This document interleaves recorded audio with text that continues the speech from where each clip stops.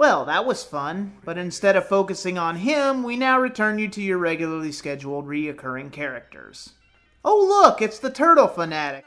Anyway, he soon makes buddies with Kazu, or tries to anyway. どうしてあげこんな格好してねえカズさんカズさん静かにこんな格好仲間に見られたらまずいでしょうが訳は今話しますから5年前家出同然で田舎から出てきた時の僕はお金もほとんどなくてお腹をすかしぼんやり上野駅で立ってたんですあの時ごちそうになったラーメンの味は今でも忘れられませんだから時々おばあちゃんの手伝いをしてあげてるんです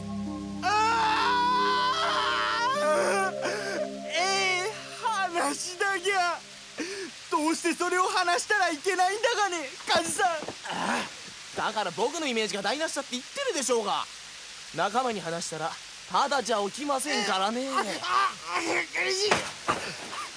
分かっただにそうだが僕もお手伝いするだにまずは丼を洗って水池があるだにやめてくださいよそんなの不潔じゃないですかYou've met people like this before. A portly fellow, kind of slow, not too bright, but he means well. Don't laugh. He finds some glowing crystal that I'm sure won't be important in any way, shape, or form later, and then the Ghormeh attack. The Triumvirate go after the crystal he has, but Kazu helps him escape.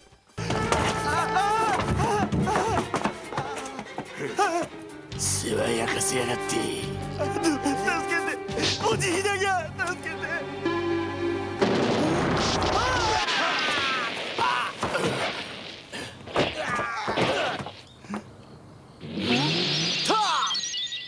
今のうちに早く By the way, don't we have a Six Ranger in this show?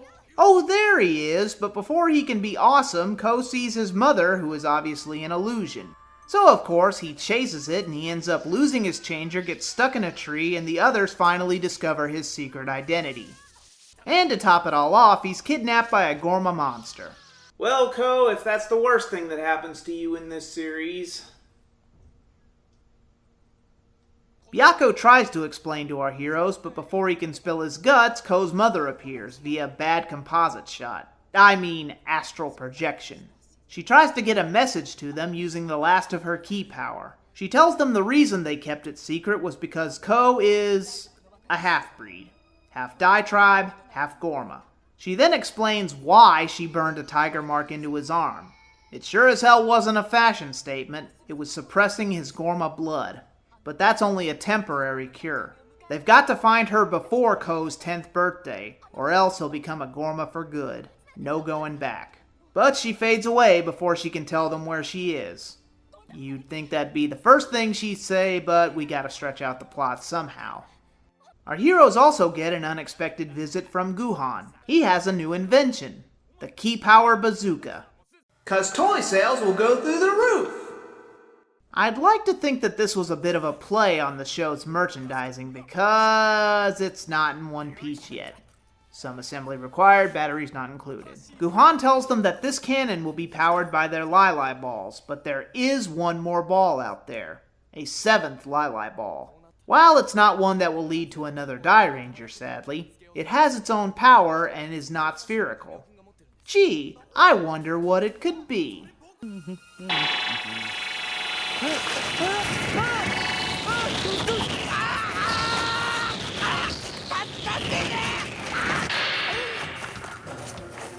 Kazu remembers that strange jewel his turtle friend found and goes to find it. Wait, that's not the same guy from before. That's Raita from Jetaman. Apparently he took over the role after the original actor left due to health issues. Raita's actual name in the show is Cameo.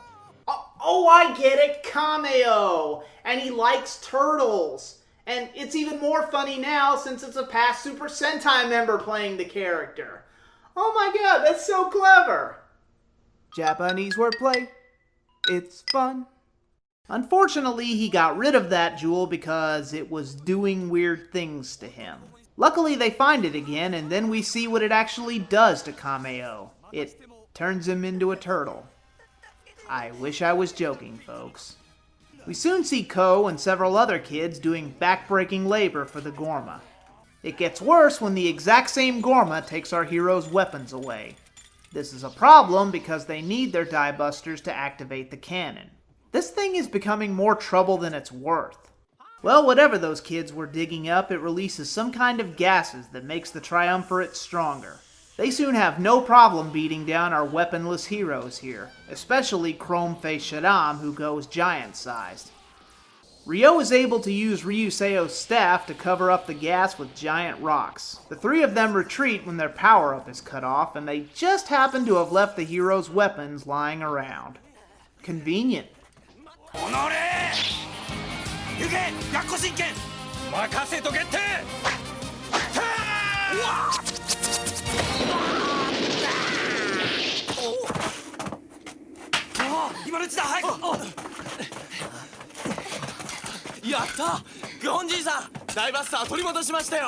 Now with their weapons back, Guhan sends them the cannon.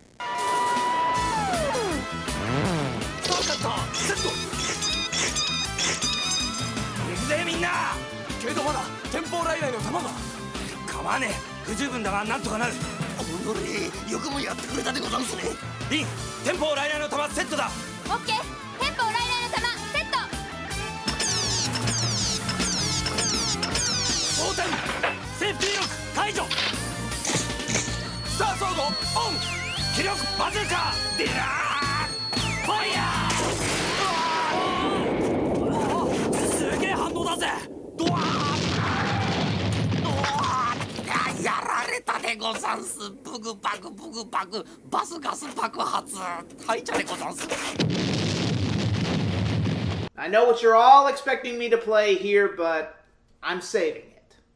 Surprisingly, this cannon has quite the recoil. You don't see that too often in Sentai. Now that they know his identity, Rin asks when is his birthday, and Ko doesn't even know. My god, how the hell did he not have a birthday party during the 4 years when he was with his mother? In the next episode, we see that the 7th jewel is still picking on Cameo. It seems that Cameo wasn't really a human, but a turtle all along.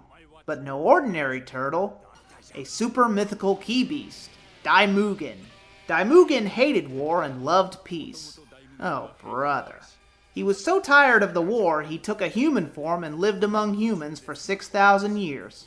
6000年もの間、寝ては起き、起きては寝て、生きてきたんじゃ。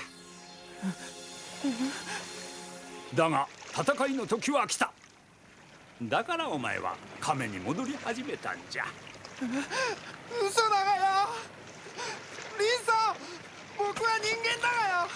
During a battle with a Ghormeh monster made of 4 heavenly kings, oh, not that trope again. The cannon is gonna need a boost. Ko and Cameo power it up with their Lili balls and it becomes the super key power bazooka.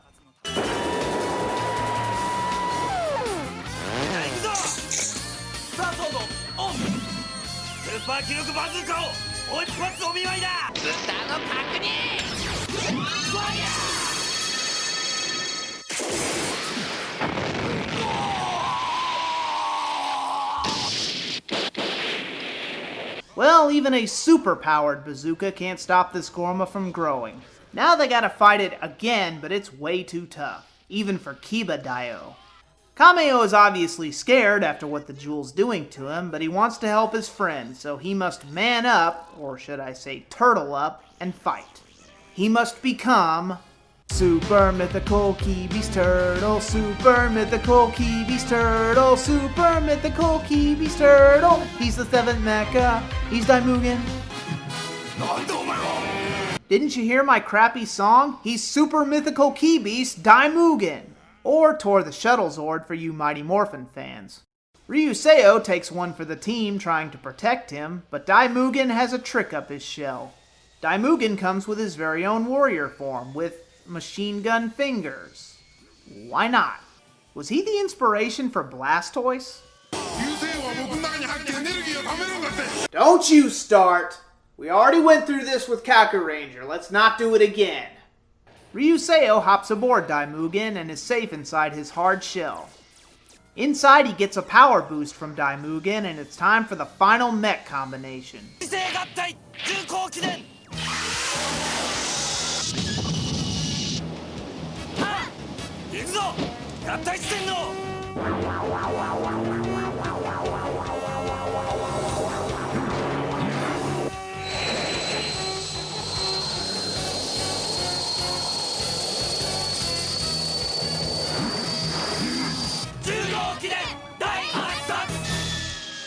And the ultimate attack is... they literally sit on them. To death. This is what I do, is sit on you. Sit, sit, sit, sit, sit on you. Sit, sit, sit on you. Sit, sit, sit on you. Sit, sit, sit on you.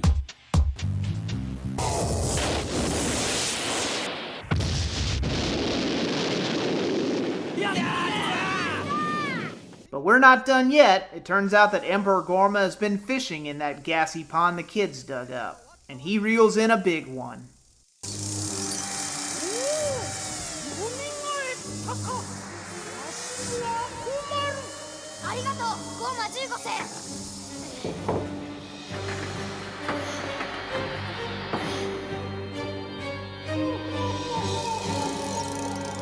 Speaking of returning villains, oh my god, there he is! Finally! We see Jin is back to his old tricks. Our heroes find his latest victim, and he wastes no time attacking them next. Jin's new attack infects Ryo with a spider mark. Is this where Diabolico got the idea to curse Ryan Mitchell?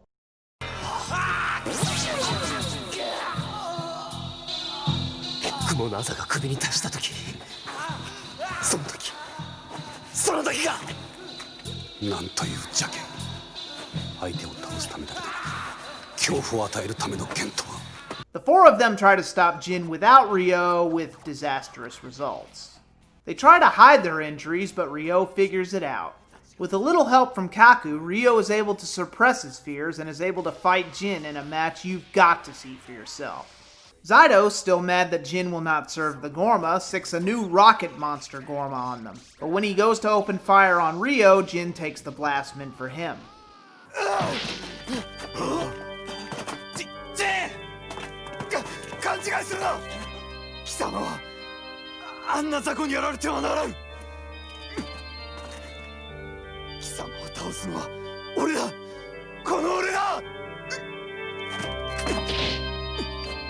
Well, that was very Vegeta-like of him. But when the heroes deal with the now grown monster, Zydos takes the unconscious Jin away.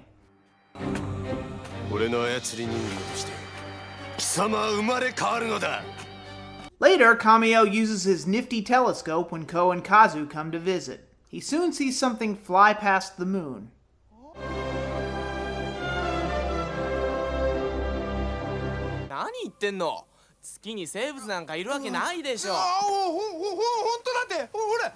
Well, whatever it is, Cameo knows something evil is coming. The guys later get a call from Rin that something is going on with Ko.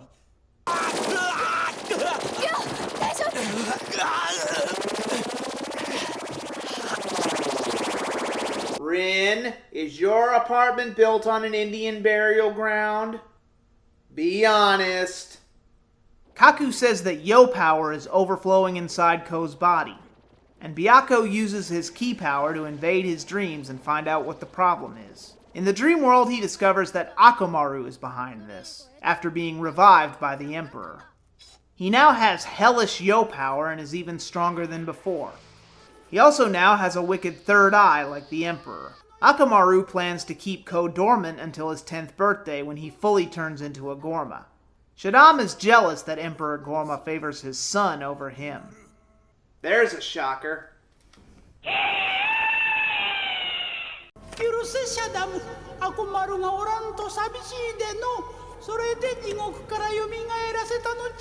So a creepy old man wants a 9-year-old boy around so much that he brought him back from the dead. Okay. You like popsicles? Shaddam decides to take the direct approach and possesses the newest monster, a pachinko monster. Yes, that pachinko monster. He also somehow manages to seize control of Ko and makes him fight the others. Cameo tries to warn them of what's coming, but it's too late. A giant dragon mecha lands smack in the city. Ryo tries to call on Heavenly Key Palace, but this is like an inchworm trying to fight a king cobra. It lands directly in the middle of the city, and even the Ghormeh are terrified of this thing. The true name of this dragon is Jin Ryu, better known as Lord Zed's personal ride, Serpentera.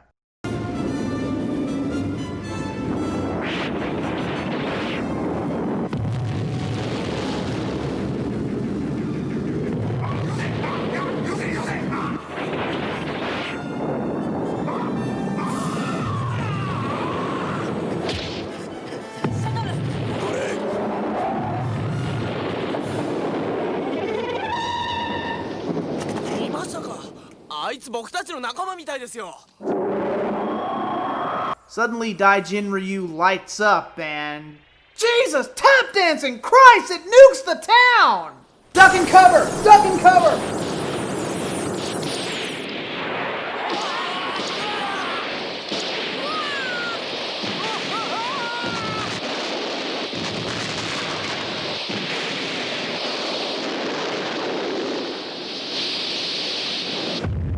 Oh, never mind. It didn't kill our heroes. Or anyone, for that matter.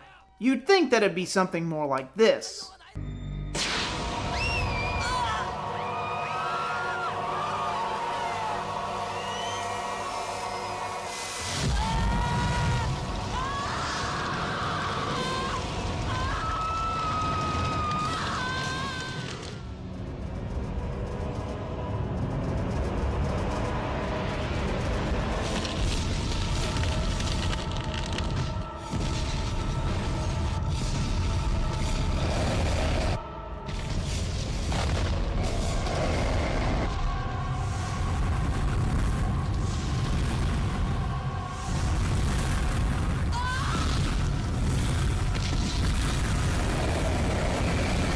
And that we'd be left with a smoldering crater.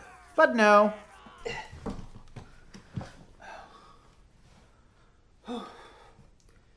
False alarm, people. False alarm. A blast equal to 500 megatons just hit the city, and all it did was blow a few sides off the buildings and a couple of slight abrasions on the civilians. Other than that, it's all good. We're fine. Why were we afraid of this thing again? Well, you're just making all this up. Oh, what?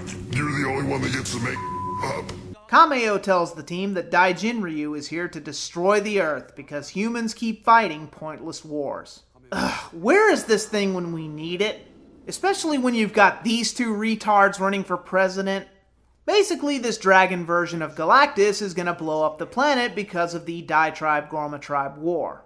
Jin Ryu は何の目的で地球へやってきたんだ? 地球を滅ぼすためだぎゃ。地球？人間が愚かな戦いを続けとるもんだで、全てを無にするためにやってきたんだわ。どういうことだよ。言ってんことがよくわかんねえよ。つまり大人竜は宇宙の秩序を守るために生まれ、争いを続ける地球が地球？やがて災いになると考え、滅ぼしにやってきた。じゃあ俺たちとゴーマが戦っているのが気に食わねえっていうのか。冗談じゃねえぞ。俺たちは正義のために戦ってんだよ。だったらゴーマだけぶっ潰しゃいいじゃねえかよ。そんなこと大人類にとってどうでもいいんだって。いいも悪いもあらへん。地球をきれいさっぱり大掃除すればそんでええんだって。地球？だから戦いをやめるしかないんだって。そうすれば大人類は宇宙へ戻ってくって。Man, if he's this pissed off over some little squabble like this, then wait till he has to watch this abomination. Jin Ryu is still on the warpath, blowing up cities as reported on TV. 化け物がこっちへやってきます。地球はどうなるんでしょう。みんな二手に分かれ、傷ついた人を助け、こう探し出すんだ。はい。みんな急ごう。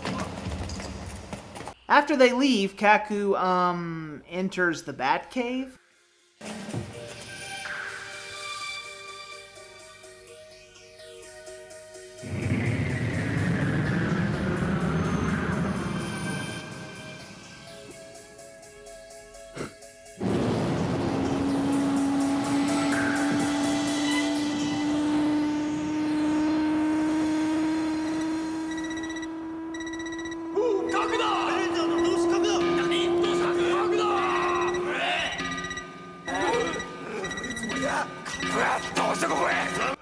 Everyone in the Ghormeh Palace tries to attack him, but they learn the hard way that you don't mess with the president of Smart Brain.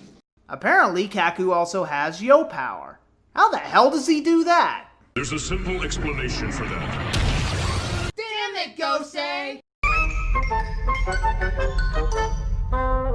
He dons a mask and joins the Emperor. Man, he's got balls walking right into the lion's den. The Emperor mentions that they used to be friends. Plot point. Kaku asks for a truce between both sides, and if they do, it'll drive away Mr. Big Evil Metal Dragon there. The Emperor, like an idiot, thinks that he's scared and is asking for forgiveness.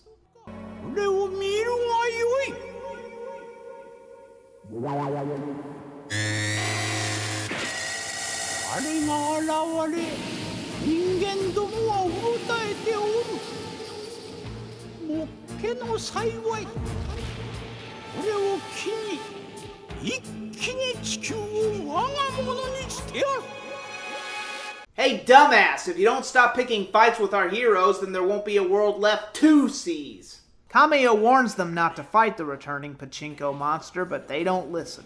The Emperor soon finds out the hard way that Jin Ryu is not taking sides. He falls and Kaku saves him. But he still refuses to call a truce. And sure enough, when our heroes go for the killing blow, Jin Ryu returns and smacks down Daireno with one shot.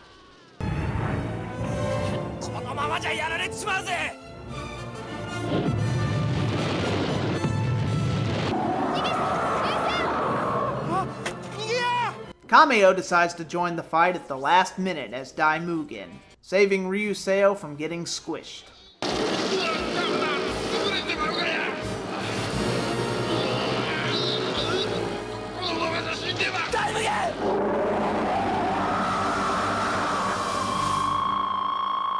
Ah, I see Jin Ryu has the same battery life as a Samsung tablet. Suddenly, the big angry dragon up and leaves. When the team regroups, Kaku tells them that he made a truce with the Ghormeh, but not to let their guard down. To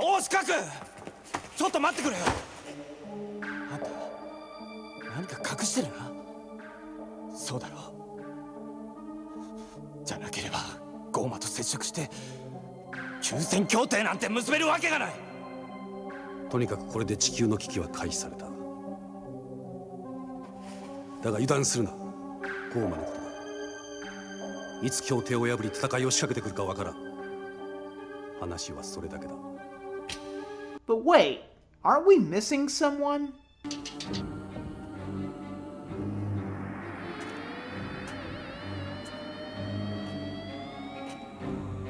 Well, in all this madness, we found out where Zydos took Jin.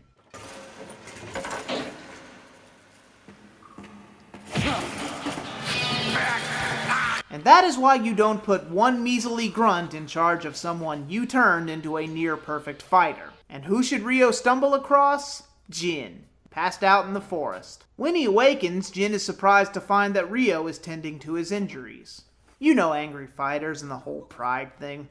He wants to resume the fight now, but he's way too injured.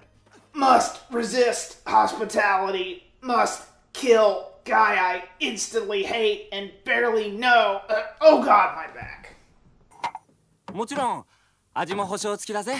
なんたってこっちはプロだから。ほら。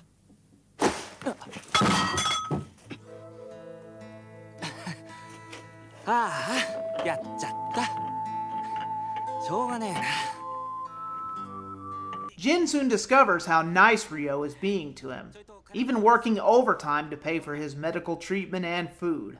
Jin makes a request to Ryo that if he ever becomes a heartless beast and not a warrior, to kill him. But what are the odds of that happening? I mean, it's not like some wolf demon is going around killing people Jin then begins to change and he runs away. It doesn't take long for our heroes to put the pieces together. Zydos reveals that it was his plan to take away Jin's human side and turn him into a heartless Ghormeh beast. He sends Jin after them, and Ryo tries to reason with him, but it's no good. Time to keep that promise, Ryo. やめろ、ジン！ジン！無駄だ。今のやつに人の言葉が通じるか。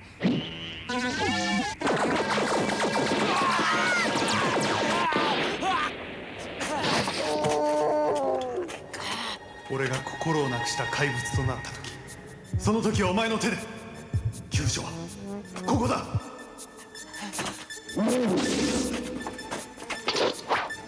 許せジン。はい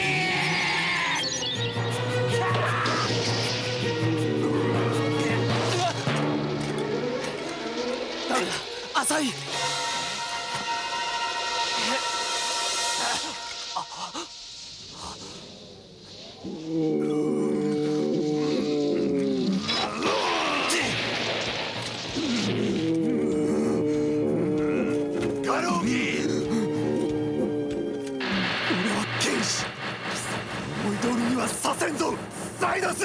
This attack somehow splits Jin and the Ghormeh apart. Jin goes after Zydos, and the team uses the super key power bazooka to deal with the Ghormeh.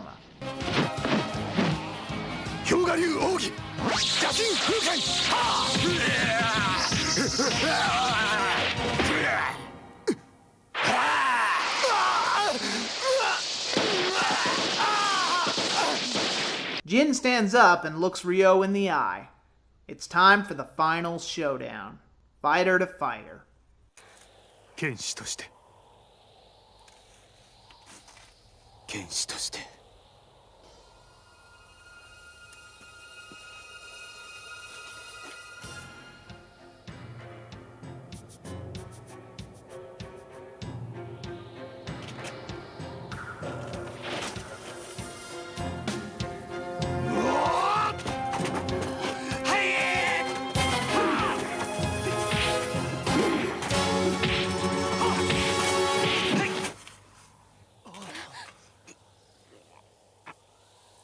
甘いな。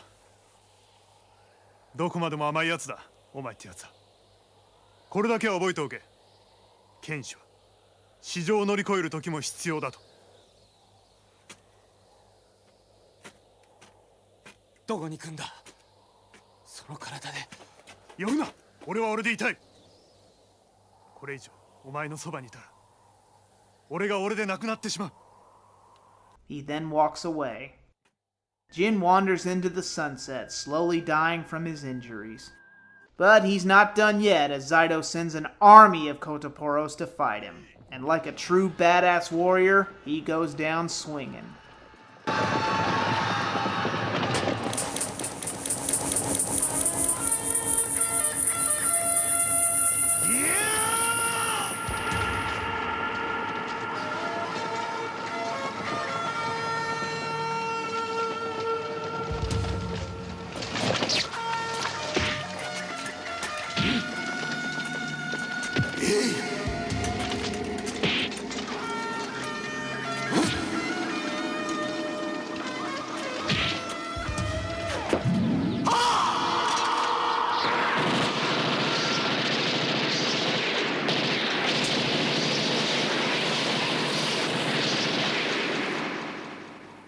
Oh, boo! What a ripoff! I want my money back!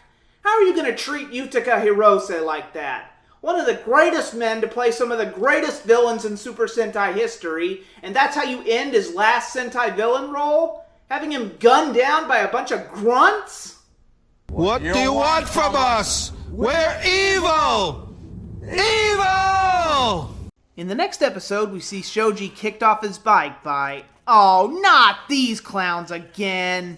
Zydos gives these three one more chance to get the job done, and after a spectacular motorcycle race that is obviously rigged, well, they don't lose per se. Zydos had a backup plan that blows up. Literally. Shoji! Hey!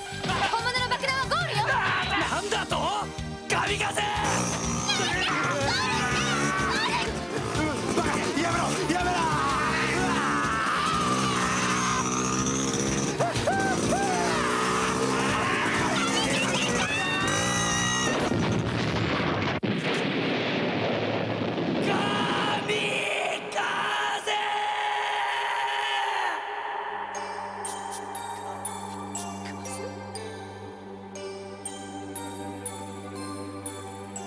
I mean, they win, but at the same time they lose, and ugh, I give up.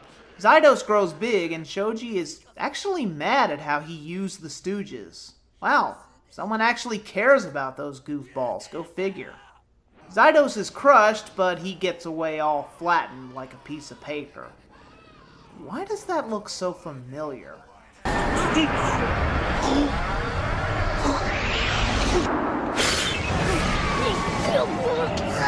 The spirits of the three Ghormeh stooges wish Shoji luck and bid him farewell. Well, I am kinda glad they made at least one friend out of an enemy. Oh, never mind. They actually survived and they sent him a farewell present. Even he misses those crazy bastards. I guess I do too, sort of.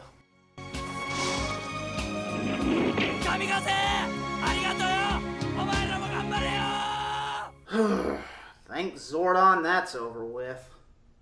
While we're getting rid of side characters, Daigo finds Kujaku yet again. She did appear in an earlier episode, but I didn't talk about that because I kind of want to keep these stories separate as possible. In that previous episode, she reveals why she and Gaara have a feud, but I'm not going to spoil it.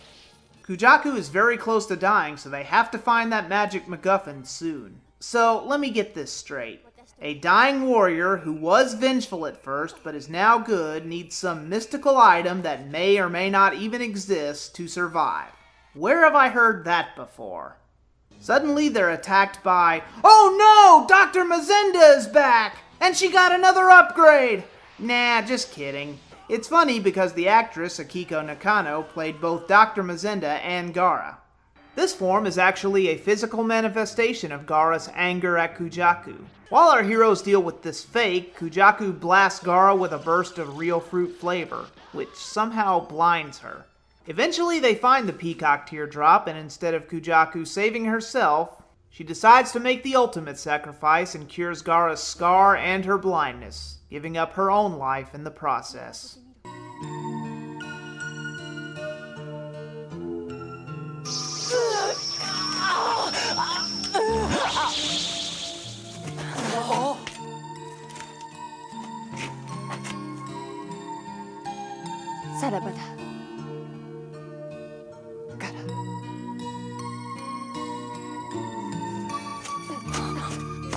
Kujaku!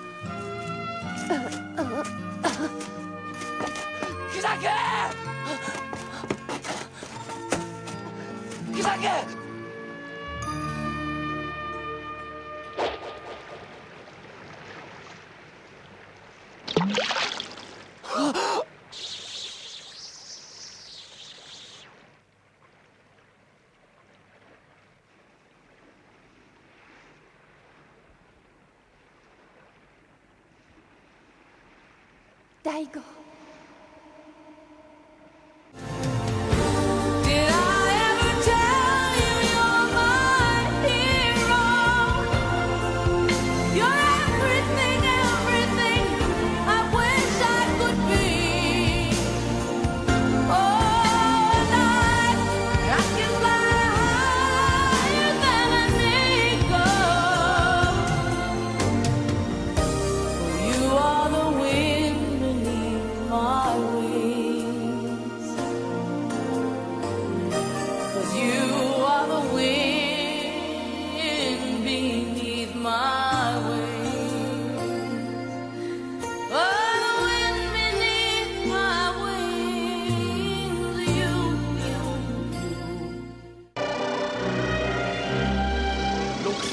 時空を超えてよみがえったクジャクはクジャク明王となって昇天した。人類の命が永遠に続くことを願い、第五の腕の中で。